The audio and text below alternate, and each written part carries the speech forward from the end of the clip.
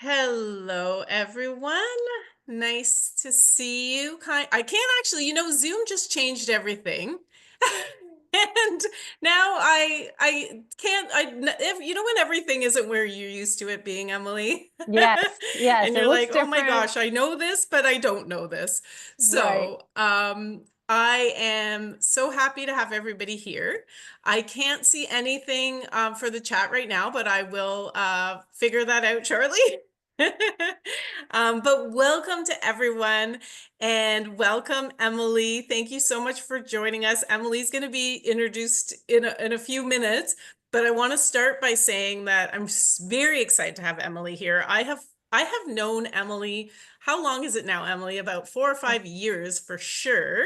I've been, Yeah. we met in person. I follow your content. I love what you're doing. You're really ahead of the curve when it comes to AI. And you were in very early as well, talking about it before it became, you know, almost like cool to talk about. So you got it. You were ahead of all of us. So I'm really happy to have you here because this is a really important topic for HR. It's an important topic for everyone, but it's really important for HR because there are risks. And in a moment, I'm going to introduce a very special guest that we also have in the chat. Um, but I wanted to say something like a little interesting. I, Emily, usually when we run sessions, we have a huge, I feel like there's something happening in HR, and I'm so glad for the people that are here. And I'm definitely going to be promoting that people watch this afterwards. But I think there is some resistance to AI by organizations in general. So I was very surprised to see that we didn't have quite the interest in this session that we normally have. And usually, I mean, there are people who come to all of our sessions, and we're so glad to have you here. And I wonder if it's because there is some concern. So I'm so glad for the people that are here. But I would also suggest that be ambassadors for not necessarily for this session, but just I would say be ambassadors for this type of work because it is happening. And Emily, you're going to talk about it a lot more, but it's here, it's happening. And I really want to see all of my HR network succeed and be able to understand AI, not just what it means to them and their work, but also what it means to managing employees who have all of these types of tools accessible. So with that, I wanted to say that it is World Kindness Day, so happy World Kindness Day to everyone. I put up a little post on LinkedIn, so you're welcome to check that out about small acts of kindness. My favorite one's at the top to offer time in lieu. When people work overtime, everybody likes a little time back. So happy World Kindness Day. If this is your first time joining and you don't know much about First 30, we do a few things. Two of those things are onboarding, so the first 30, and we'll talk about the second one in a sec, but we help companies build their onboarding programs. We do consulting, we do project management, we have an onboarding platform if our clients choose to use it, and we have a really cool new program that we're going to talk a little bit about at the end, which is Onboarding Buddy. And it's AI. It's a special kind of AI, and it's a helper for your new hires to get them started and to learn your business. So you can always contact me to talk about that, but I'll share a little bit more about it at the end. We of course also offer outplacement. It's interesting. It's so relevant to this particular topic because of course AI is really changing how businesses are functioning and the roles that are relevant. And sometimes that means hiring for new roles, but also letting go other roles. And we are here to help with that. Our clients are often surprised by our pricing. We keep it very accessible. A lot of companies are switching to us now because we offer comparable service. Our pricing starts at $500 per participant. So it's definitely worth having a conversation if this is something you're considering. And we have a very high success rate. So 90% of our participants are back to work within 3 months of joining our program. All right. And so in other exciting news, First 30 is a Weeby Canada certified, and we have our client Hyundai to thank for that. They sponsored us. So we're so grateful for that sponsorship and that certification as well. So now on to our main topic, and I'm going to introduce our special guest in a second. So if you're sitting there in the chat wondering what's happening, I'm about to introduce you as well.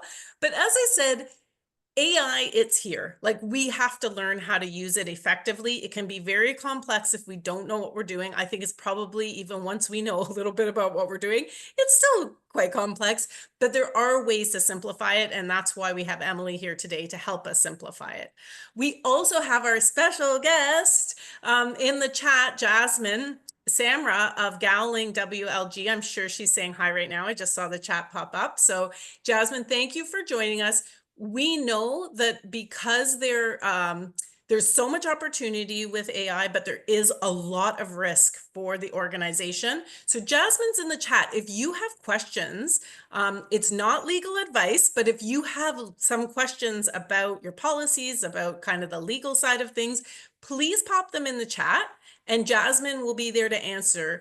She's a colleague of Nina Gupta, who you see in our Coffee and Law Q&As. We're actually running another Coffee and Law Q&A in December. I'm going to share the registration for that at the end of the session as well.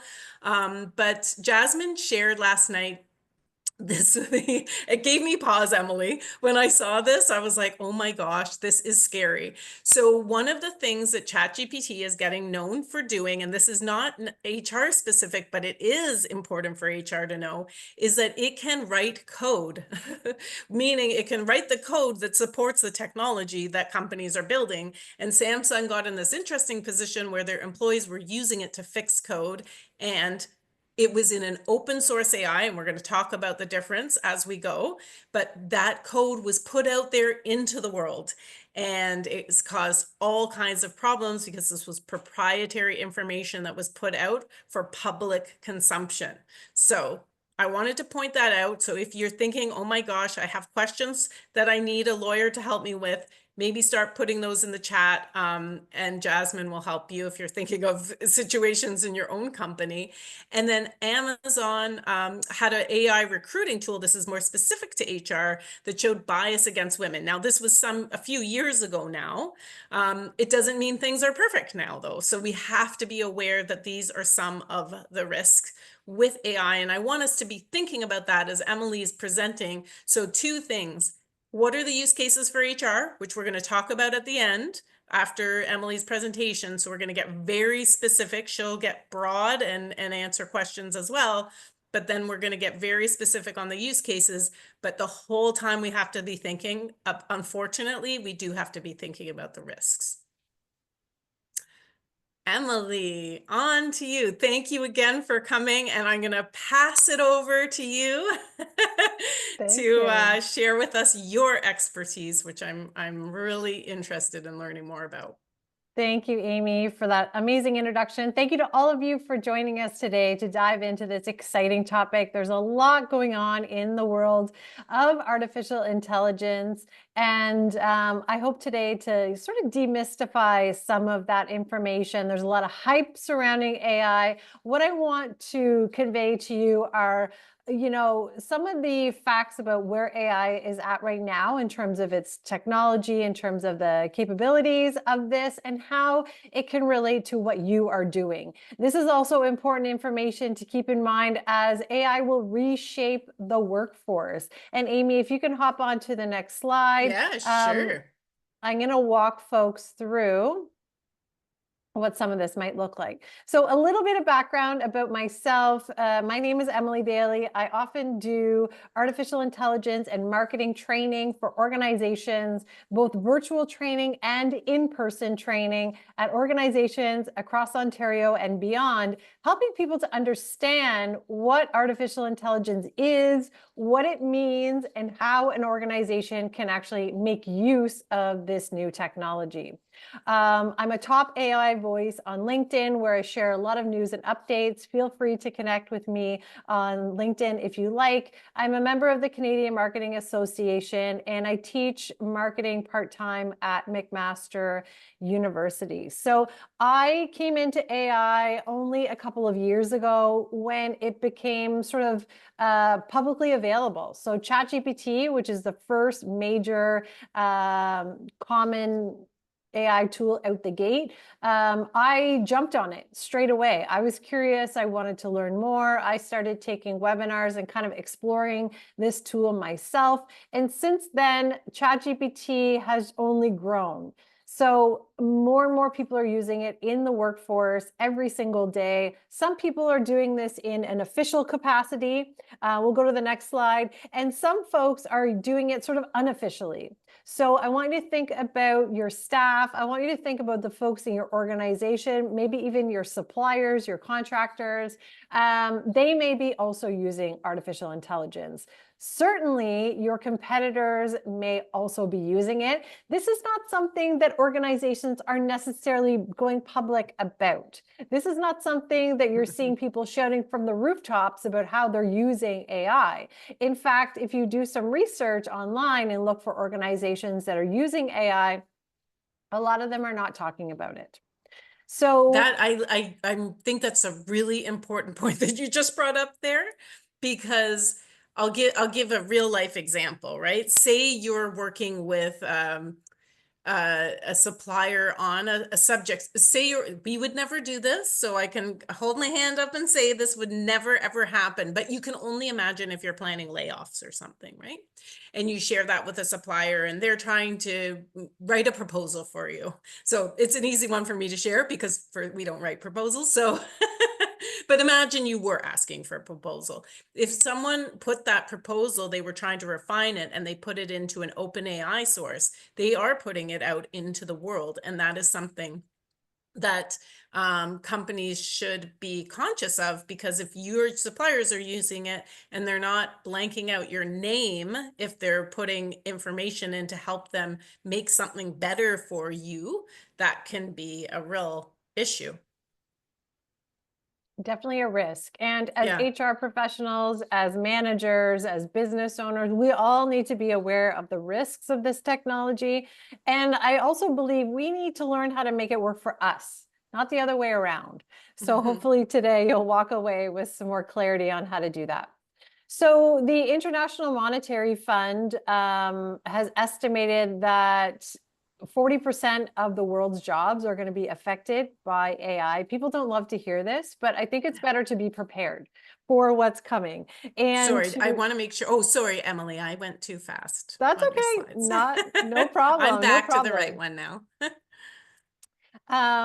Some estimates are as high as 60%. We don't know for sure, right? We don't know how all of this is going to shake out. Certainly, AI is a technology that is really just starting the process of changing how we work. We're in the very early phase of all of this. Statistics Canada actually put out a report. You may wish to read it. It explained how AI is going to shape different types of jobs in Canada. And some folks were really surprised to find out that actually AI is going to disrupt the jobs more so of those higher educated professionals, what we used to kind of call white collar jobs, as opposed to what used to be known as the blue collar jobs, like the firefighters, the tradespeople, those jobs, the beverage servers, those jobs actually will still be more needed in the future. They cannot be automated. They need that hands-on approach. So it's quite interesting to me how this is set to change certain jobs, and some industries certainly are more, I would say, ripe for disruption than others. Some industries will be quite affected by this, some maybe not so much. So it really also depends a little bit on what type of industry that you are in. So for those who are new to AI, it's okay to not know how this is all going to end, what it all means. Everyone is still learning. So I want to make it clear that even if you're not feeling too confident about this technology, you're feeling a bit stressed about it. Some folks are a little fearful. What's going to happen next? There's fears of job loss, and that's a real thing. That's a real concern. So the goal with this webinar and other work that I do is to help people feel a little bit more confident and better prepared for what's coming, so that we can adapt and we can make AI help us in the wonderful work that we are already doing. So what is AI? It's actually technology that enables computers and machines to simulate human intelligence and problem-solving capabilities. It's being used in the workforce for different things. Certainly in the marketing community where I come from, a lot of marketing folks are using this technology just to help them create content faster, to strategize, to write email newsletters, to write social media content, et cetera, et cetera. It is also being used for folks who are searching for jobs. It's being used quite often now for resume writing, cover letter writing. I spoke with a client of mine who has a open job posting, and he said that what he noticed was that he was getting cover letters that had the exact same opening line over and over and over. And to him, that was a telltale sign that folks were using ChatGPT to write their cover letter. So there's ways that you can use this technology, I think, but there's also some things to stay away from, and we'll talk about that a little bit today as well. So we'll move on to the next slide. And certainly Canadian businesses are starting to embrace artificial intelligence. There's still people that are like, heck no, I don't want to use it. There's other people that are sort of being made to use it because their organization or their boss is saying, okay, this is the path forward and you need to get on board. So I would encourage folks who find themselves in that situation to look for opportunities to provide support to your staff, because you don't want to stress them out. You don't want to have burnout because of the constant pace of change. Training and support is required. And I'd really, really love to see more organizations getting that in place early so that they can help their employees adapt. They can help them learn new skills while they're on the job. So AI is affecting Canadian businesses. A lot of folks are already using it. Some are not using it. But the primary sort of motivators for business is to save time. To save money, of course, is always one of the top benefits, you could say. And then other folks to grow their business and to work more efficiently.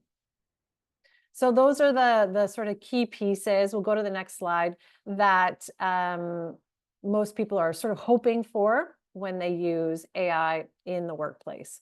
Well, Emily, we just had a question in the chat about Canadian centric. So yes, Mhm. Emily is Canadian. We are sharing some Canadian stats. I wouldn't say though that this is only applicable to Canada. This is the ways that AI are being used is, I mean, we have a lot of we do a lot of work in the US. I don't know, Emily, if you do much work in the US as well, but we can take what we're learning here. It's just in general, how are people using AI? Yes, those were Canadian stats. I'm sure there are similar stats for the US and other parts of the world. But overall, I would say this is relevant to pretty much anyone, anywhere. And just to add to the conversation about Canadians versus US, actually, there was a study that came out a month or two ago that found Canadians are actually more fearful as a group of artificial intelligence than Americans and Europeans. So interestingly, for the Canadians in the bunch, we can be a little bit more conservative when it comes to certain things. Certainly our banking system is known for being a little more conservative, and with this as well. So we are using it here in Canada, but actually in the US, they may even be using it more. It's a little hard to know for sure exactly how many people are using this technology because, like I said, not everyone is being public about it. But every day, certainly more and more small businesses, large businesses, nonprofit organizations are experimenting or adopting artificial intelligence tools.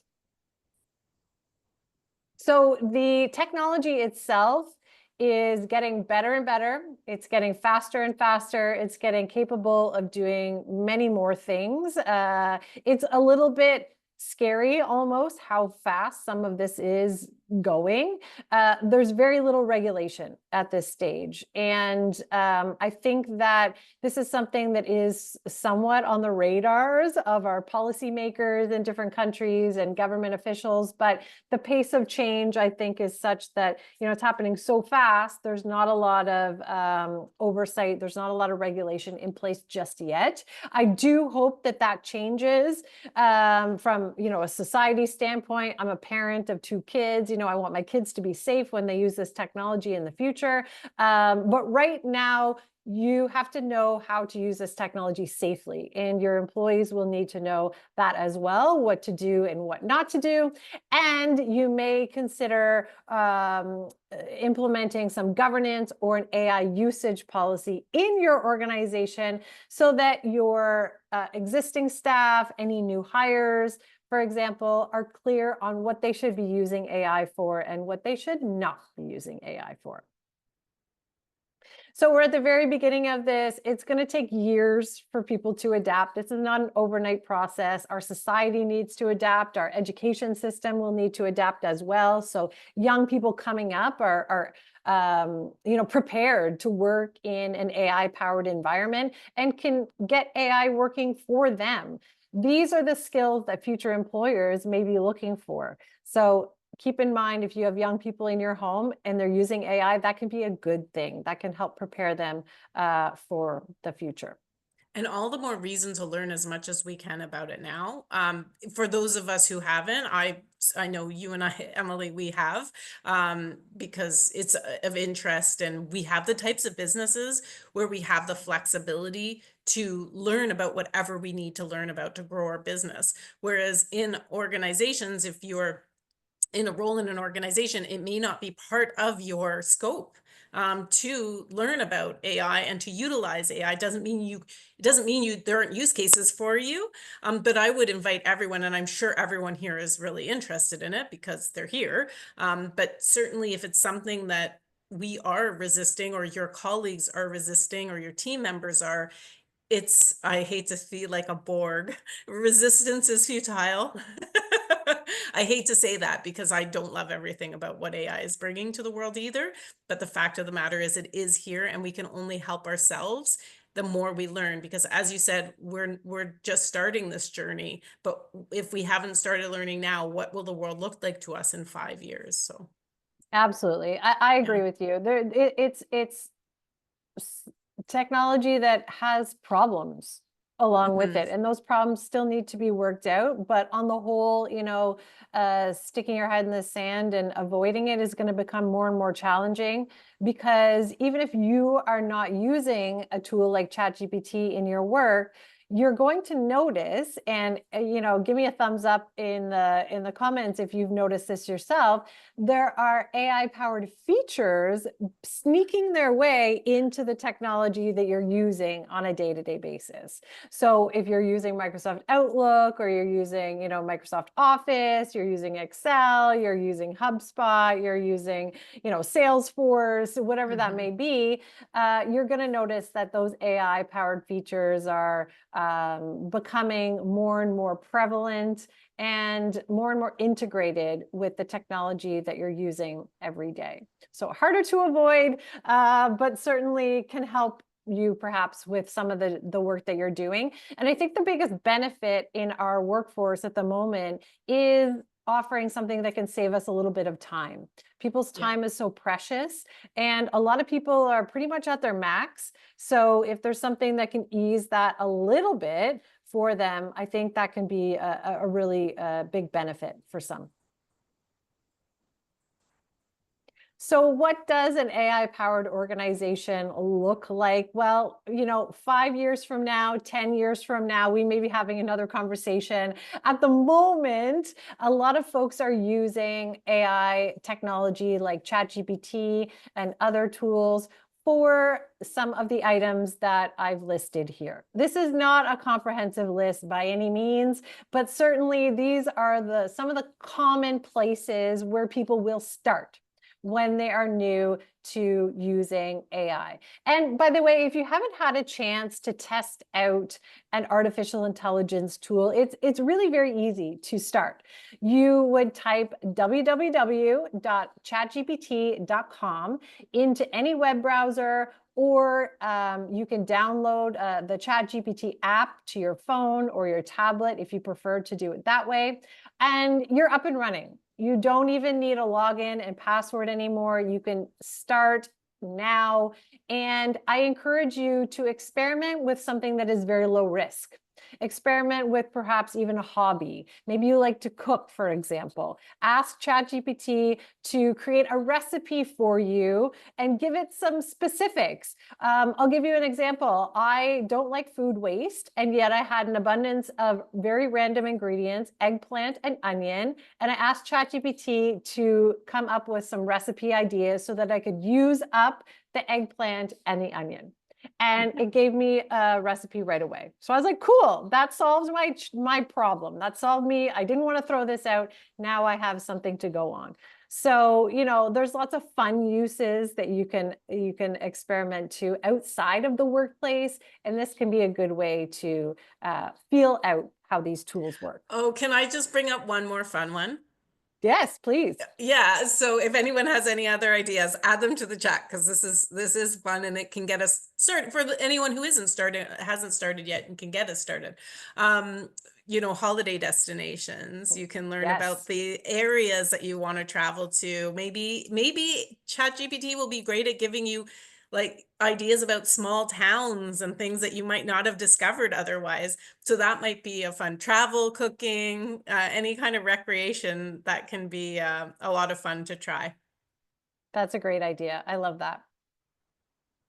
So coming up with ideas is another use that is quite good, I'm finding, for tools like ChatGPT. By the way, there's another tool called Claude, which is similar to ChatGPT, only its writing is a little bit better than ChatGPT. So I'm just going to pop this in the chat. This is another free one. If you're curious and you want to go beyond ChatGPT, Claude might be one that you can experiment with. So brainstorming ideas, maybe you have an upcoming hiring blitz, maybe you have some holiday campaigns, maybe you have some new projects and you're sitting there kind of going, how am I going to do this? What's my next great idea going to be? You can actually use artificial intelligence as a brainstorming tool. And you can ask for a list of ideas. I do this quite often. I'll give it some specifications, some context, of course, let it know who my audience is or who these ideas are intended for, and then it will make a list. Now, are all of the items on that list going to be stellar? No. But if I ask for a list of, say, 10 to 15 ideas, you can bet that at least a few of those ideas are going to be good ones. So that's a little hack for you to experiment with and maybe even have some fun. Tools. I want to say that one other thing you can use it for that's super fun is you can get it to give you emojis for, like, if I'll show you the slide. I actually used it. I'll show you later when you're coming up with points that you want to share. You can use the ChatGPT. You don't have to go searching for emojis. You just ask ChatGPT for them. Perfect. I love it. AI can also analyze data for you, look for patterns. You want to be careful with this one, of course, because sensitive information should not be put into any AI tool unless your organization has sort of explicitly, sanctioned that, and the security settings are sort of set up on the back end. But looking for patterns, perhaps looking for analyzing customer comments, transcripts of interviews, transcripts of sales calls, perhaps things like that. It can be very useful. And some organizations are using AI-powered chatbots and automated workflows to help people get the information that they need straight away. Not everyone loves dealing with chatbots. I'll be the first one to say sometimes they frustrate the heck out of me if they don't understand my request, but the AI is getting better and better. So this is an area to watch for. I can see more and more businesses implementing this as a customer service support area as time goes on. So one of the biggest myths that I see about artificial intelligence is that people use it once and then they get a result that they're not overly pleased with. And then they think, well, that didn't work very well. And then they walk away, or they feel like they don't understand how to use the tool. It takes some time to train the tool. It takes some time to train the individual who is using the tool. And certainly this is a process. This is not something that you just do once and it's done. In order to train an AI tool, you're going to need to give it some background information on your project, your organization, your target audience, perhaps. And you can't expect it to automatically know all of those details. You need to explicitly tell the tool. And how exactly do you do that? Well, certainly you can take any publicly available information, such as, content on your website, for example. That would be a great starting point. You can also give it some samples of writing. Let's say you want some assistance with a job ad. Why not give it an example of a previously published job ad that was public, and give it an example of the style that you are wanting to imitate with your next job ad. You have to go back and forth with these tools. No tool is going to get it right the first time. So you can expect to do what we call iteration. It's like having a conversation back and forth. I know that sounds weird if you're new to AI, but it's a chatbot that you talk to, and you can instruct it and give it feedback. Same as if you have an intern on day one. Your intern isn't going to know everything. Your intern is going to need some feedback. Your intern is going to need a little more direction sometimes. That is how you can reasonably expect to approach a tool like ChatGPT or Claude or Gemini or Copilot or any of the other tools out there on the market. There are also specialized AI tools. Now, ChatGPT is the most commonly used tool. It's the one that people think of when they think of AI, but it's certainly not the only one. It is what I would call like a broad tool, a general tool. It's not specialized to any particular industry. So there may be tools that you want to consider that are a little bit more focused on your area of expertise. If anyone knows of any ones that work great for HR, we would love to hear it in the chat. Certainly for writing, there's one called copy.ai. It's good at copywriting.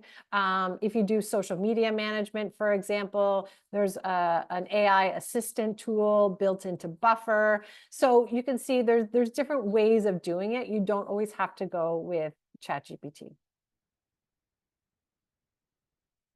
So if you're looking to implement artificial intelligence in your workflow, in your organization, I highly recommend starting with a small project, something that's low risk, something when you're not on a deadline, so you feel you have some space to play around.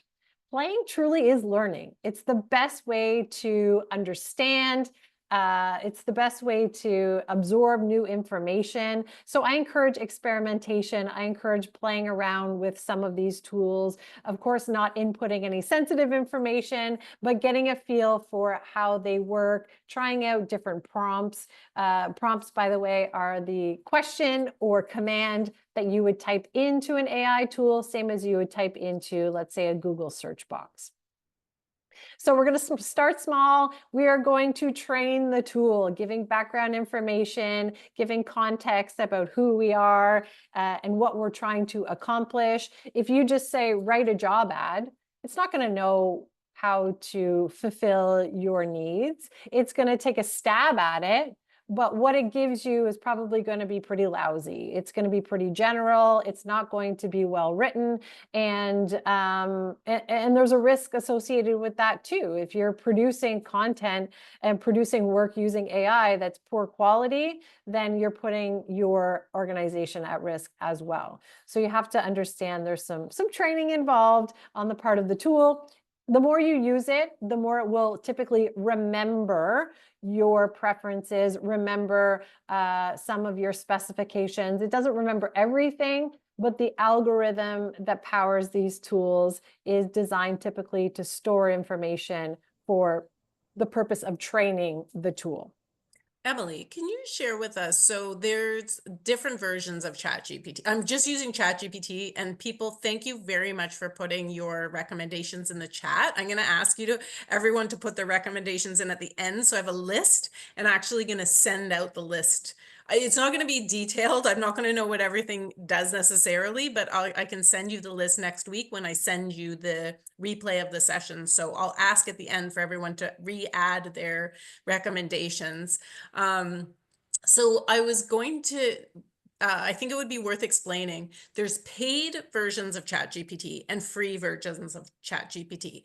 The paid version, and I know some of this I can share, but Emily, I'm sure you can add, is that you will have more recent data, for one thing, if you're looking for data. It only goes up to, I think, 2020, and that's where it ends. That's kind of its way of getting you to pay for the premium version.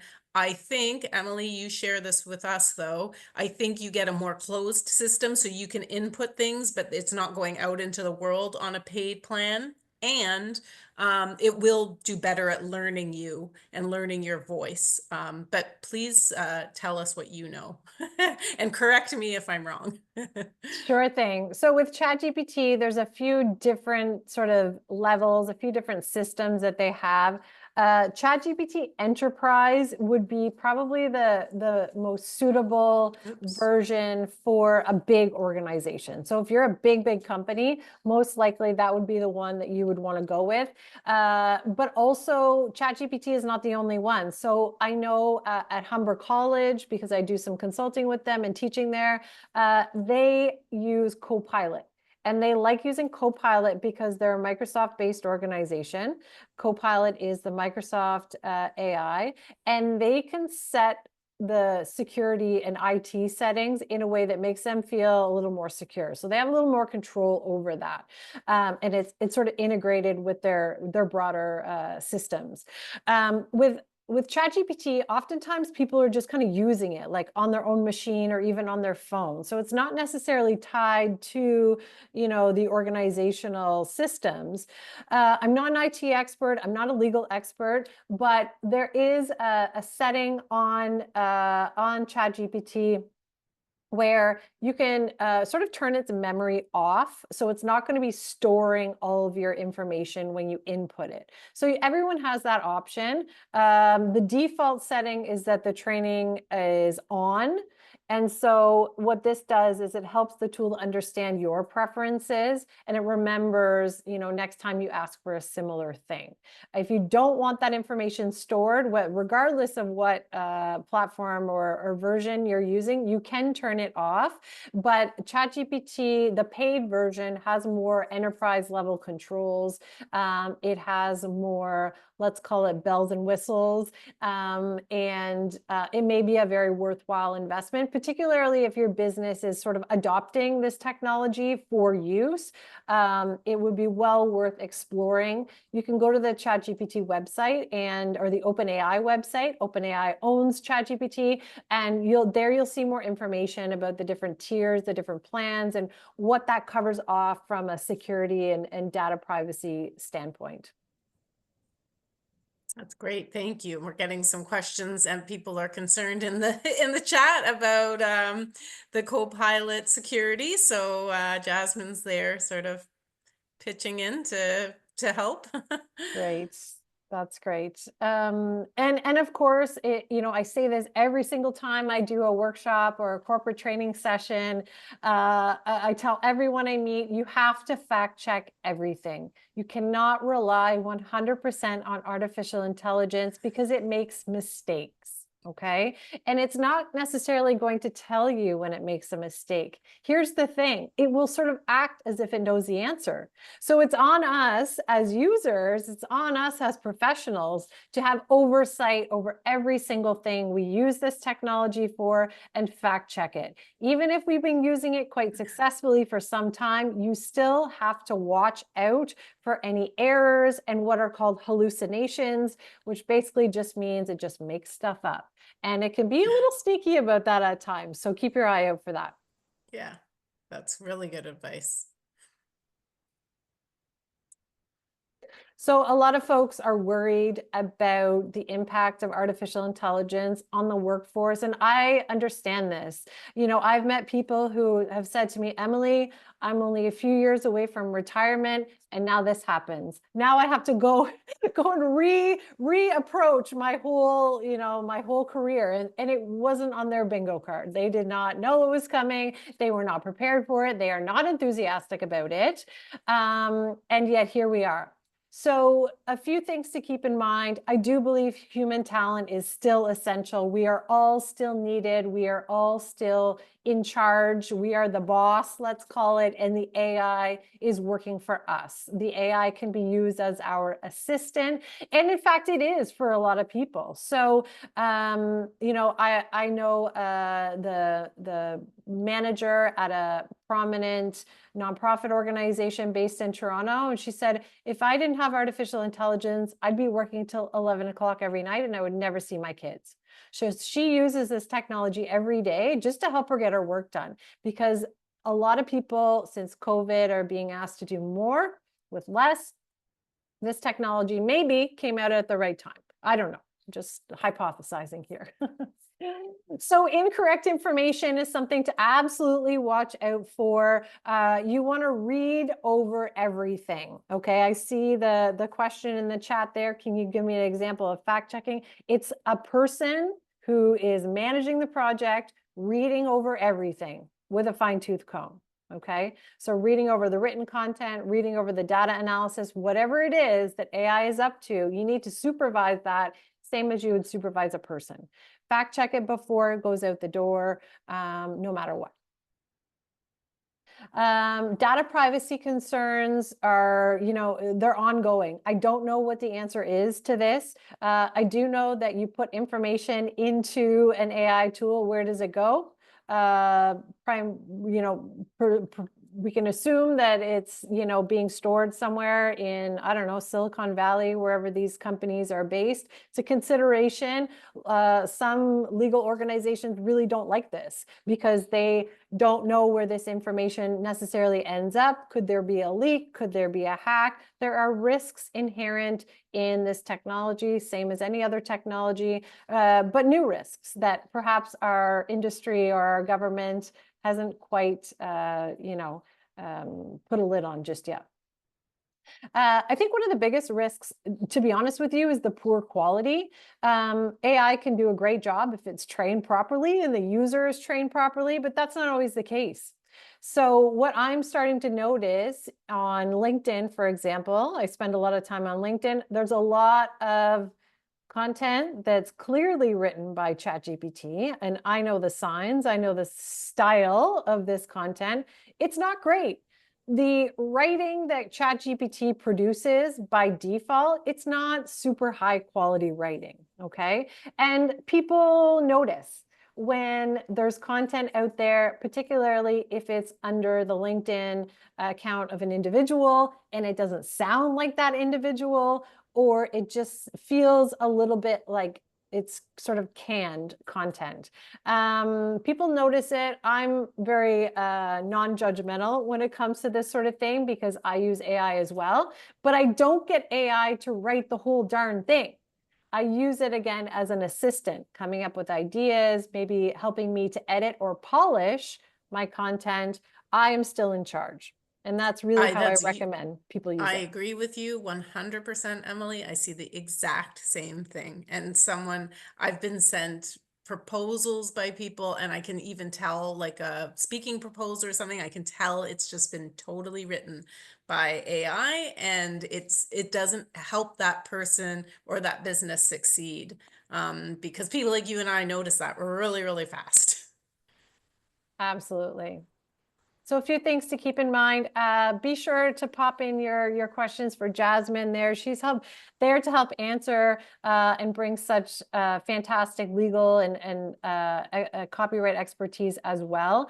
Copyright and ownership issues are a challenge as well. If you think of an example of like an artist or a journalist who's worked their whole career to create this, hone their craft and create this amazing work, then AI comes along and sort of uses that work to create new work that imitates that style. But guess what? That artist or that writer doesn't see a cent. And Yeah. so there's some ethical challenges. There's also bias in these algorithms. I'll give you an example of that. If I asked an AI tool to create for me an image of an administrative assistant, what gender do you think that person would be? It's almost goes without saying that AI is not always thinking with a modern mindset. It's going on information that has previously been created. Some of that information or terminology, for example, is outdated. If you think about the terminology we use for minority groups, for example, Indigenous people, for example, some of the terms that were acceptable 5, 10 years ago are no longer acceptable. AI does a pretty good job with some of this stuff, but I would not trust it 100% at all with matters like that. So you really have to have that oversight and be aware that there can be bias in those algorithms as well. Lots of things to explore, so much to talk about. The future of AI, this technology is moving very quickly. The future, I think, requires all of us to be adaptable. And in fact, I would venture to say that future employers will not be looking for necessarily the most educated person in the room, but the person who is the most adaptable and able to innovate and learn new skills on the job. Trial and error is to be expected with any of this technology. So I think we have to give people some space to, grow in experiment and maybe fail in some of this in the workplace, but still feel supported. I don't think we can reasonably expect everyone to embrace this technology overnight. People need help through that, and they need support and they need training as well. So the best employers, I think, are the ones that are already doing that. And I've been lucky enough to work with organizations like that, both in person and virtually, to help their communities and help their staff to get prepared for this and get excited about it too. So Michelangelo, at the age of 87, said, "I am still learning." And I think truly that is the mindset or the approach that a lot of us are going to need to take as things continue to evolve. Some of our duties may be affected by AI, but there may be new opportunities that become available because of AI. This technology really is going to shift so many things for so many people, which is scary for some, but exciting for others. So I'm here if anyone has questions. If you have any follow-up after this session, happy to answer questions. I think on the next slide, I have a few key takeaways I wanted to share with all of you. I think the future success really is finding that sweet spot where humans and AI can kind of work together and collaborate together in the workplace.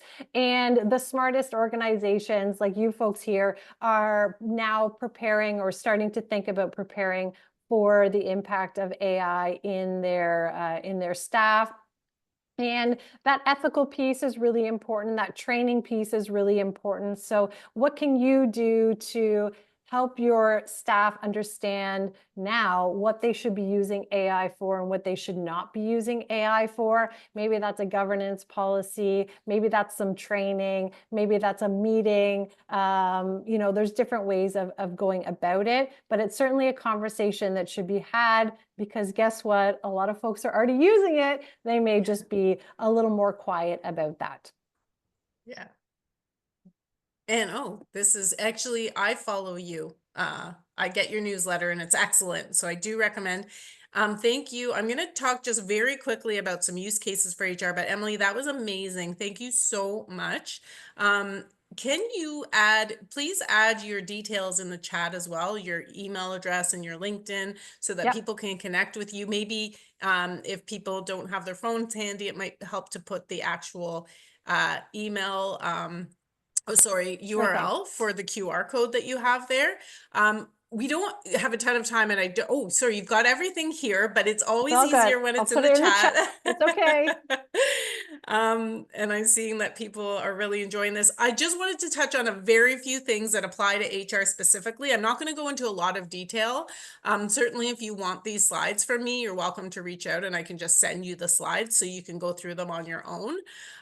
There's a difference between open and closed AI, and Emily touched on that a little bit. Open means that it's open to the world you put in, and it's going out there into the world. And that's something that you and your employees want to consider very closely.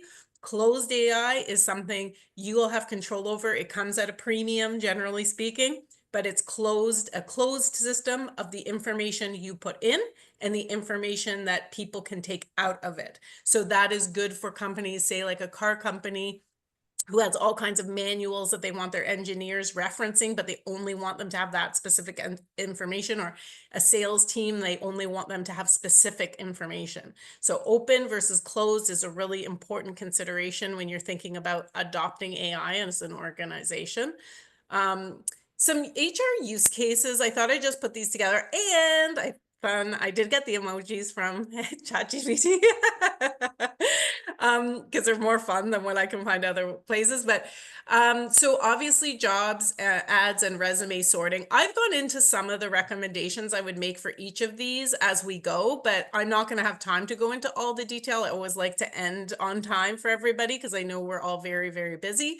But resume sorting is it can work, but I'm going to talk about it in just a second because that's an important one to consider the watch out. Meeting notes. So I have adopted a technology to help with some meeting notes. I don't bring my AI service to all of my meetings, and I'll talk about why in a minute.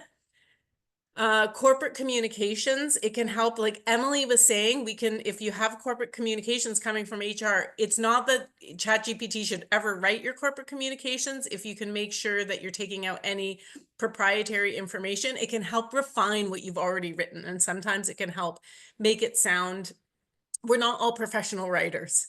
And sometimes it can just help to make it sound smoother and better and more succinct. So it can help with that.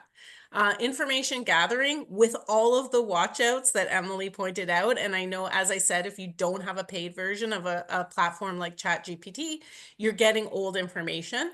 So you might want to consider what year all of this information goes up to, and then check and double check and double check, right? We had some double checking going on in the chat here, which was great. Thank you for sharing so much of your expertise, everyone in the chat. Contracts, you can get some, actually, no, you can't. I'm going to talk about that in a minute, and then employee onboarding. But just very quickly, some recommendations for job ads. Like Emily was saying, this can be a great tool to help with job ads, but you need to give it some samples of something to work with and decide what information is proprietary or not. Again, I'm happy to share these slides if you want. Emily, are you okay if I share the whole deck? If people want Yes, that, just reach out to absolutely. me and I'll send you a PDF of it. Meeting notes. The only thing I wanted to say on meeting notes very quickly is that can hurt HR's relationship with employees. So if you're meeting over Zoom and you have a recording device show up, we all know this is being recorded right now. Like, you're not being recorded, but Emily knows that, right? And also, we're not having a private conversation about something that is, might be embarrassing for me to share, or, difficult or anything like that. So you might actually, it might have poor implications on your relationships with employees if HR is always using that tool, because it does actually record you in the meeting as well. So something to consider, let people know in advance, and only use it when it makes sense. On corporate comms, we already talked about this. You want to set the parameters, share information, remove proprietary information, but it can really help. It can actually really help with information gathering as long as you have human intervention in there. It can be great. This one, Jasmine, speak up. Always, always, always consult with your legal team. This is one where there's way too much risk to do this using any chat. I see hearts going up there. I'm sure that we all agree with that. Employee onboarding, obviously, this one is close to my heart. But you can use it to craft emails for onboarding sequences. That can be a really good use for it. You can also speak with me if you're interested in a closed source, so that fence around the information that we control, like you as an organization control, and you can use that it works on the phone, so your new employees can just ask questions and it will answer in multiple languages if the person's has speaks another language. And it will give them all the information they need about the organization, and it should enable human connection, but it prevents them from, having to ask the same question again and again when they're trying to learn and it's hard to remember things. So this is something that we're working with our clients on. So you're more than welcome to reach out. I'll send an email either later today or tomorrow with more information about getting in touch with me. And I'm always happy to even just answer your questions. But thank you for coming. Thank you for sharing being so active in the chat. I would now ask everyone, if you have recommended any kind of tools, please put them in the chat so I can go through it at the end and I will add those. So I really appreciate that. We're all experts here and it really helps to share. Emily, a special thanks to you. That was amazing. I'm sure that people will reach out to you about, I know you do great training sessions. I think this is so timely. And I hope that people reach out to you for that if that's something of interest. And Jasmine, also thank you so much. Jasmine, you might just want to add once again your information in the chat there. I'm actually just about to add, I didn't label it because I'm talking. You can join our next session with Nina Gupta. We're going to do kind of look at what we need to know from a legal perspective in the year ahead. So some watch outs there. So please come join us for that. We'd love to have you. And you, as anyone knows who's joined our sessions in the past with Nina, she is amazing. And if you want to chat about onboarding or about outplacement, it's good to get ahead of outplacement. So don't feel that anyone's going to expect you to do business with us tomorrow if you just have questions about it. If you know layoffs are coming or you're planning some for next year, by all means, send me an email. I'm just happy to have a conversation about it. We are always no pressure and we can share with you our pricing and everything. And there are benefits to doing, if you know you're going to lay off a certain amount of people, we have discounts for working with us with it all at once, but you can, share the information with your employees as they're exiting. So it's like a prepaid bundle with us. One little exciting thing, Emily, I'm going to be inviting you back as a guest, by the way. Yay, I'm I'm launching a new excited. Yeah, I'm launching a new podcast in the new year. I'm kind of 5 years into this. First 30 is actually my third business, believe it or not. So I'm really excited about this podcast because I got all kinds of questions about, how did I build this? And I'm going to bring in experts like Emily, and we're going to talk about all kinds of topics. If I know that this isn't the purpose of this particular webinar, but if you're interested, I'll send more information and I'll open up new channels for that. So don't worry, you won't be getting a ton of messages about that from me. And that is all. I said questions. We don't really have time to take more questions, but we did take questions throughout. But if you do have follow-ups, please send them to me, to Emily, to Jasmine. We're happy to answer your questions. And thank you everyone for putting those tools in the chat. I really appreciate it. With that, everyone, thank you again. Enjoy the rest of your day. And I've really thought this was a great session, Emily. Thank you so much again. Thanks, everyone. Take care.